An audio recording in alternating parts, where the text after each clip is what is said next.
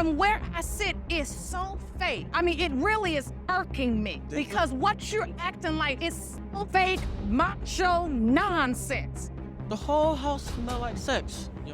Oh, subconsciously I was trying to seduce him. I was wearing inappropriate things around him. That was really stupid of me at the time. What are you two today? We're everything. Oh, I see that. That's right. I don't even speak to these two, number one. No, we don't For speak saying, to you. okay. They don't speak to Ms. Kavanaugh is in court today with her mother, and all they want to do is prove the paternity of Ms. Kavanaugh's 3-week-old son, Malcolm. The women claim that Mr. Bowles here is the father of Malcolm, however. Ms. Kavanaugh admits that another man she had intercourse with during the conception period could be Malcolm's father. That man, Mr. McElliott, is also in court today. Is Malcolm's father? Your Honor, I believe Mr. Bowles is my son's father. Even though we wasn't in a committed relationship, we had unprotected sex frequently, and he has not been around. He doesn't ask about my son. He probably didn't even know my son's name was Malcolm until now. And I'm just ready to prove that he is the father. You know you've messed up massively when you have a baby with a man perfectly willing not to find out the name of a child that's potentially his. Even if Malcolm turns out not to be Mr. Bowles' son, the fact that he probably doesn't even know the child's name is horrible. How is Mr. Bowles even so sure that he's not the baby daddy? What makes him so certain? How can you be so sure that you're not? That's because when we first met the first night, we had sex within like 20 minutes of being in her house. It wasn't within 20 minutes. And then, like probably 3 weeks later, maybe 2 weeks later, I found like an open condom wrapper in her bathroom. Well, She had already said that just because like, I was the only person she was having sex with. And so then I found just the wrapper. because I had sex with him on the first night doesn't mean I have sex with everybody. Even if you had intercourse with someone just 20 minutes after meeting them, it doesn't mean they can't give you a kid. It doesn't seem like Mr. Bowles knows that. And Ms. Kavanaugh insists that the opened condom wrapper wasn't actually for her, but for her friend and her boyfriend who spent the night. Now, Mr. Bowles says that Ms. Kavanaugh told him at the time that she'd used the condoms with her ex. Yes. When you find out, who do you tell? Your Honor, I told him. I told Mr. Bowles because that's who I believed was the father. It was the right date, right conception time. But I did have one sexual encounter with Mr. McElliott, and it was only because I wanted to be in a serious relationship with Mr. Bowles. And I felt like he didn't respect me and didn't care about my feelings. So yes, I did have one encounter. If someone doesn't like you and you want to be in a serious relationship with them, the worst thing you can probably do to solve that problem is to get with someone else to make them jealous. If you do it enough times, you'll find yourself in paternity court. But that's not the only shameless thing Mrs. Kavanaugh did. Oh, fully. And also before she got pregnant, she actually lied about being pregnant maybe like some weeks before. She lied about it. That is true. The way that I found out that I was truly pregnant with my son is because I was very childish when I was talking to Mr. Bowles. Like, I really cared about him, and I desperately wanted him to care about me because we were with each other basically. That's another thing you shouldn't do to make someone like you. No one is going to get inspired to get into a loving relationship with you just because you got pregnant for them. At best, they'll pay child support and be there for the child. But that doesn't mean they'll be there for you. Unfortunately, Ms. Kavanaugh never got that memo. So you had a plan to pretend you were pregnant in order to keep him. And then what happened? Well, I took both of the tests, Your Honor, and I went to go eat, and I came back and they were both positive. And that's how Ms. Kavanaugh found out she was pregnant for real. She wanted a baby to trap Mr. Bowles in a relationship with, and she'd gotten her baby. The only problem she had was trapping Mr. Bowles. Like, when I was pretending to be pregnant or trying to be pregnant, I don't think I understand fully the responsibility that I do now. Yes. So, because it's a lot of responsibility, yes, isn't it? It's hard. And I'm very proud of her. She's really stepped up. We've heard a lot from Mr. Bowles and Ms. Kavanaugh. It's time for us to hear from the other potential father, Mr. McElliott. He probably has something interesting to say. My relationship with Ms. Kavanaugh, I would say, is a very special one. Me and her, we met, I got her number, I called her that evening and offered her for a movie. We hooked up and went out to eat or something like that. But ever since. So you took her on dates and courted her and treated her like a lady should be treated? Always. So on one hand, we have Mr. McElliott, who says he wants to be the father of Malcolm because he wants to be with Miss Kavanaugh. And on the other hand, we have Mr. Bowles, who says he hopes he isn't the father and never wants to see Mrs. Kavanaugh again. Hopefully one of them turns out to be the father, and we can bring this chapter to a close. Let's see what the DNA results have to say about that. The first result we have is for Mr. McElliott. Mr. McElliott, you are not his father. You can see that this hurts Mr. McElliott. Of course, this means that Macomb has to belong to Mr. Bowles, right? Mr. Bowles, you are not his father. I'm sorry. Calm down. Right? So who is the father of Ms. Kavanaugh's child, Malcolm? Well, to get answers to that question, we actually have to check out another appearance of Ms. Kavanaugh on paternity court. Ms. Kavanaugh is in court again to find out who the father of her child, Malcolm, is. This time, she brings along with her a good friend of her mother, the defendant, Mr. Spence. Mr. Spence here says he had intercourse with Mrs. Kavanaugh once after repeated attempts from her to sleep with him. And now he says there's a good chance he could be Malcolm's father. Your mother's friend? Yes, Your Honor. I know how bad it sounds. It is bad. I started calling him up, asking for like rides, to the grocery store, to get stuff from my house. And subconsciously, I was trying to try to seduce him. I was wearing inappropriate things around him. And why were you doing this? In all honesty, I was drinking a lot. And I don't know if I did it for a challenge. At least Kavanaugh is smart enough to know how badly she messed up to be in this predicament. Mr. Spence says he is just a friend of Miss Kavanaugh's mother. So this isn't a case where Mr. Spence was sleeping with them at the same time. It was like she said, came over a couple of times. She was in inappropriate gear. The first time, I shunned it off. Second time, I said, hey, watch yourself. Third time, it's starting to look good. And the third time's the charm, isn't it?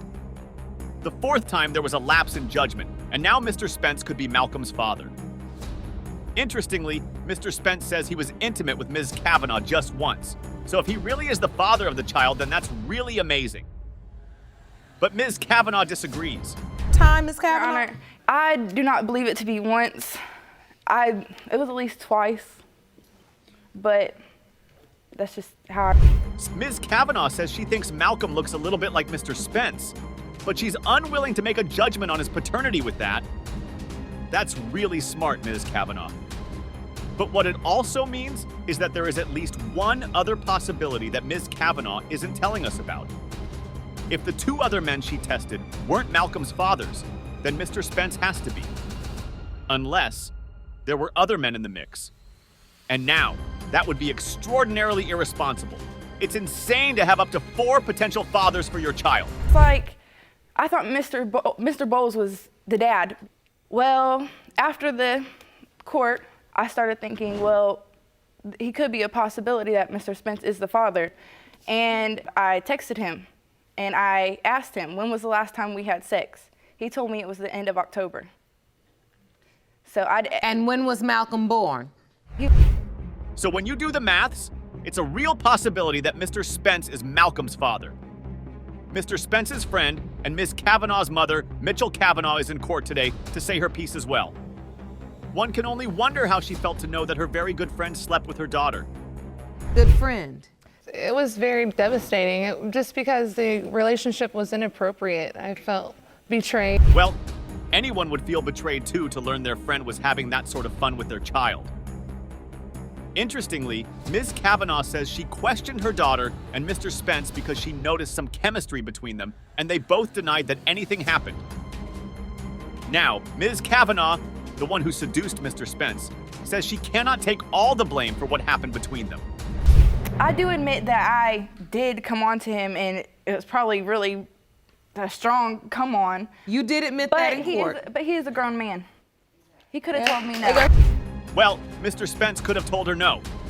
But he isn't the one with the baby, and he isn't the one who's been on paternity court twice. So maybe he could have said no.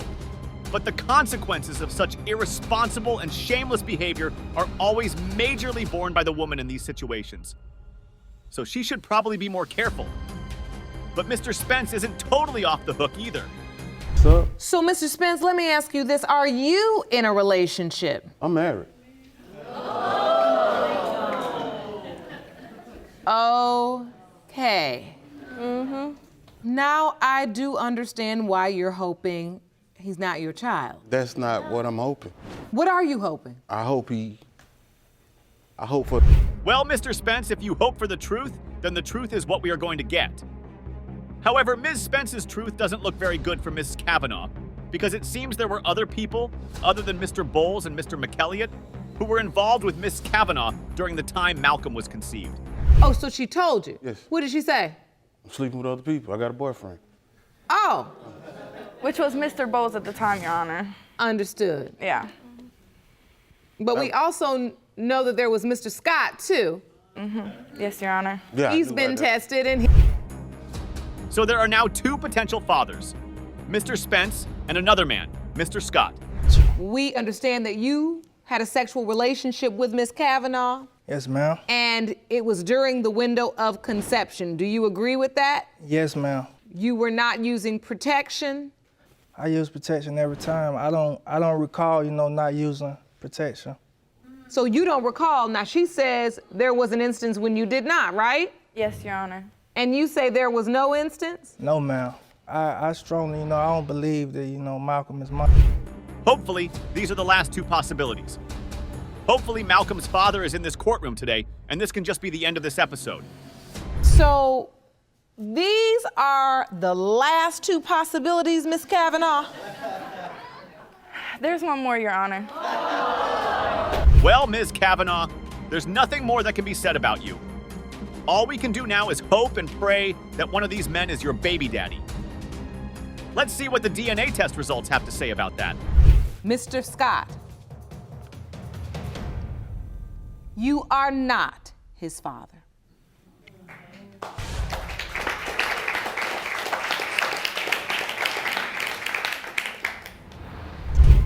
Okay, that was a bust.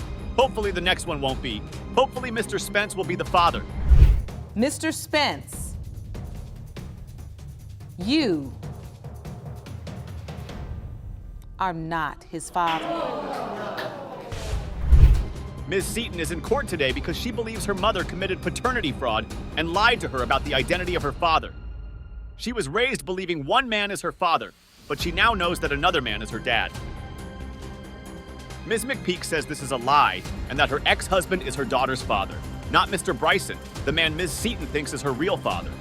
Well, Your Honor, I just want to start by saying I haven't seen her talk to this woman in 5 years, almost 5 years. The reason that I haven't seen her talk to her in almost 5 years is because she's a liar. I was raised to think that a man named Jesse Seaton was my biological father. He signed my birth certificate, he cut my umbilical cord, and he was awesome. I have since found out that there was another possibility that Mr. Bryson could be my father. That's a very candid and straightforward testimony from Ms. Seaton. Ms. McPeak also has choice words for her daughter. My daughter doesn't care who she hurts at all. She's a very cold-hearted person, and she just does not care who she hurts. Have you lied to her about her father? No. They could have had DNA when I had her, but Jesse and them all didn't want DNA. So evidently he must have thought he was the father because he didn't want no DNA.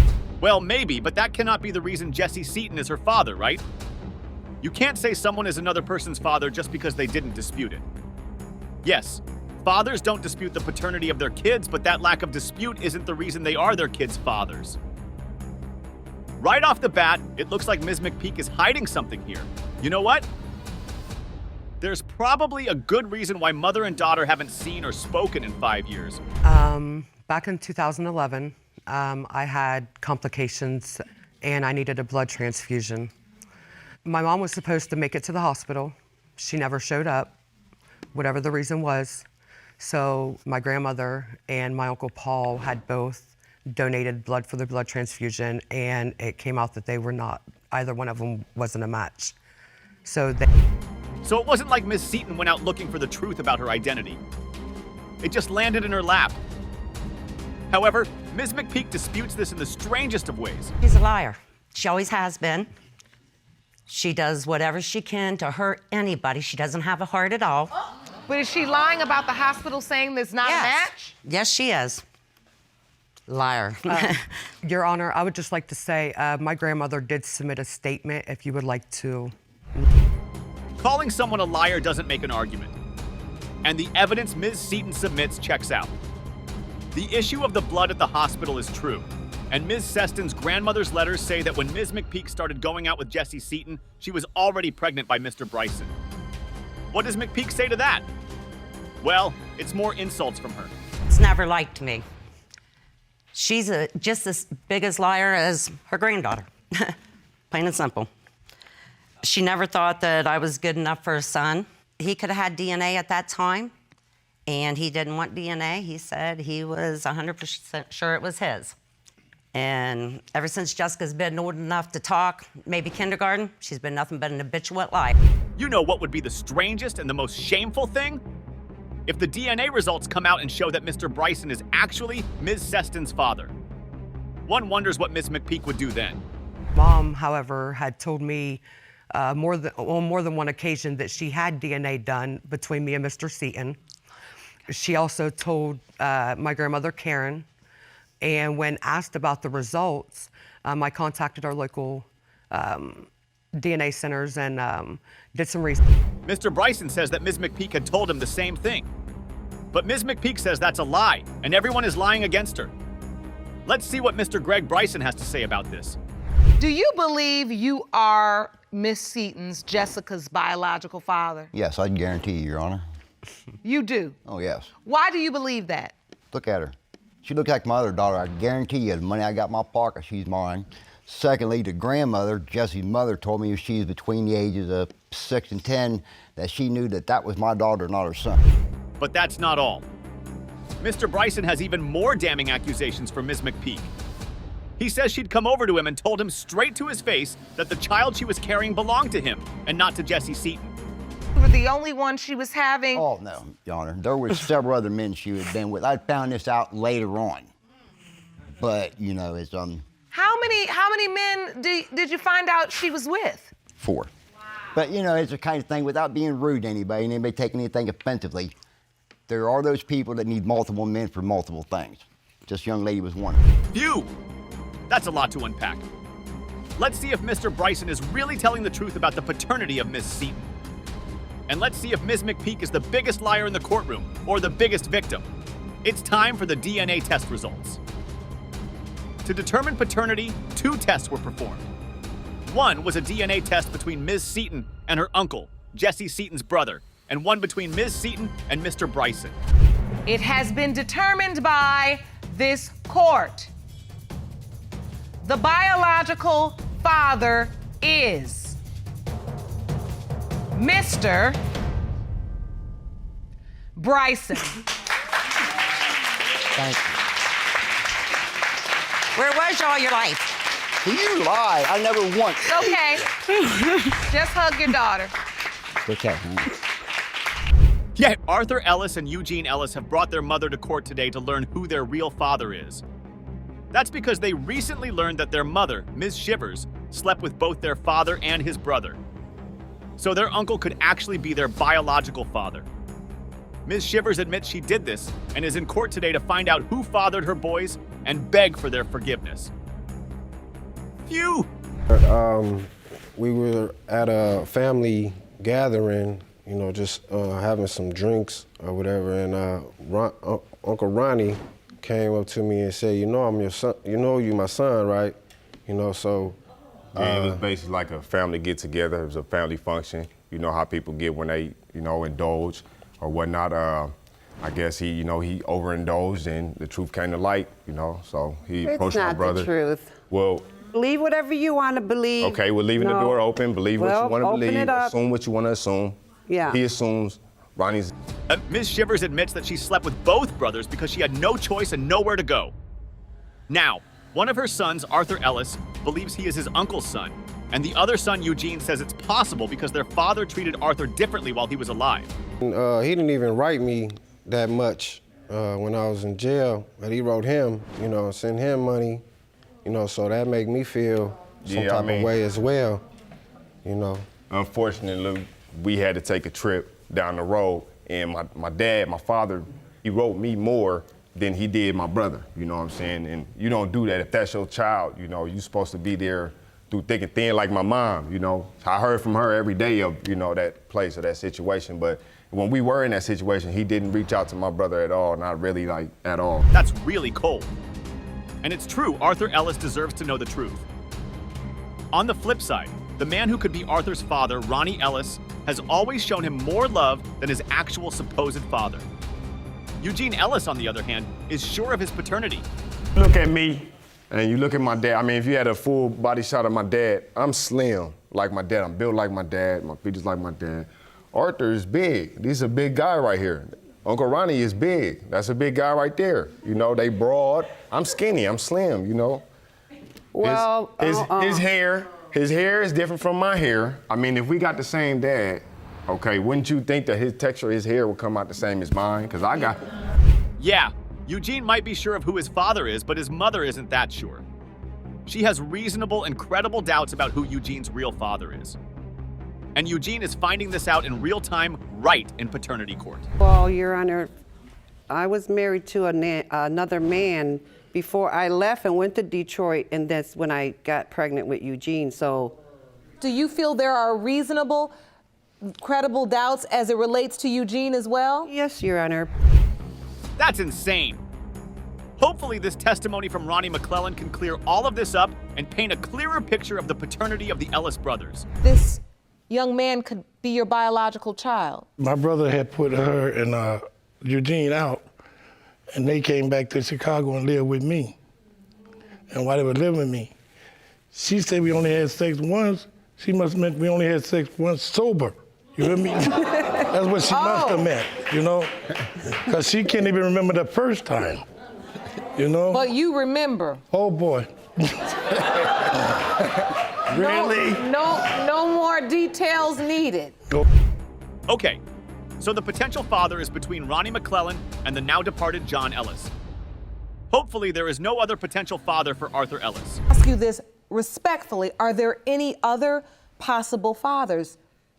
Yes, Your Honor. Cool Breeze. I met him when I was waitressing in the restaurant, and he ran a big hotel.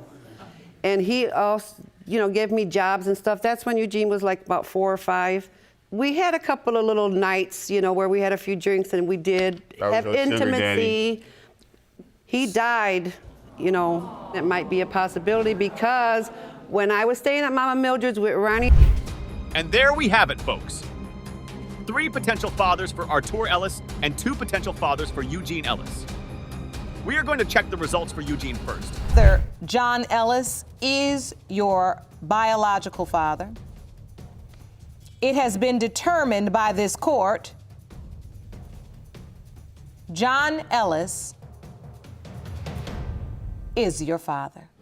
I knew that. I knew that. I knew that. I knew that. I said that from the beginning. I knew that. Look at me. Now let's check the results for Arthur and see whether Ronnie, John Ellis, or perhaps even this fellow Cool Breeze might be his potential father. Pertaining to whether John Ellis or his brother Ronald McClellan is your biological father, it has been determined by this court. John Ellis is your father.